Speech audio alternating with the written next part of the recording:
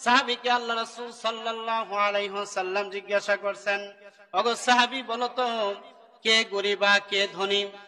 সাহাবী বললেন, ইয়া রাসূলুল্লাহ, ইয়া হাবিবাল্লাহ, যার টাকা নাই, যার সম্পদ নাই, সে হলো গরিব মানুষ, আর যার টাকা আছে, দিনার আছে, সে হলো ধনী মানুষ।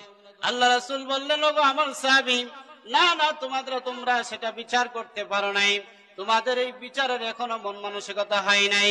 কিয়ামতের ময়দানে এমন কিছু লোক আল্লাহ পাকের সামনে দাঁড়িয়ে যাবে, যারা নামাজ পড়েছে, যাকাত দিয়েছে, রোজা করেছিল, নামাজ পড়েছিল, হজ করেছিল, কিন্তু পাশাপাশি আবার অন্যকে ঠকাইয়েছেন।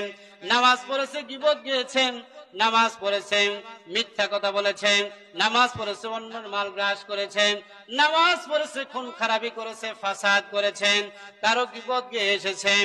ওগো আমার সাহাবী, এই নামাজি ব্যক্তিটি যে এই সমস্ত অন্যায়গুলি যার যার করল, ওই সমস্ত ব্যক্তিদের গুনাহগুলি, তারা দুনিয়ার মধ্যে যা কিছু গুনাহ করেছে, এই গুনাহগুলি এই নেককার নামাজি বান্দার ঘাড়ে বর্তানো হবে। আর কিয়ামতের ময়দানে এই বান্দাটি এই গুনাহগুলি পাইয়া তার নামাজের নেকিগুলি ওই গুনাহগার বান্দাদেরকে দেওয়া হবে। আর এই গুনাহগার, এই নেকি নেককার বান্দাটা তাদের গুনাহগুলি তার ঘাড়ের মধ্যে চাপায় দেওয়ার কারণে সে গুনাহগার হইয়া জাহান্নামের মধ্যে চলে যাবে।